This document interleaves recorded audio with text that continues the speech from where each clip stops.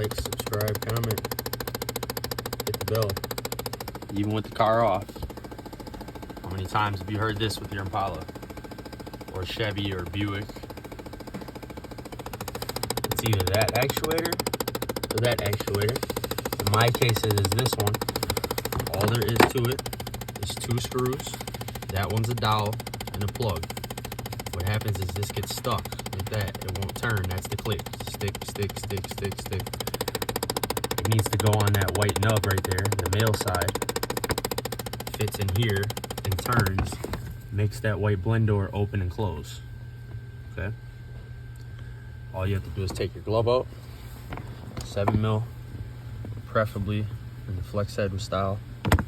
Take those 2 screws out, pop that bad boy out of there, unplug it, line up the knob, re-engage it. In this case, it would be sitting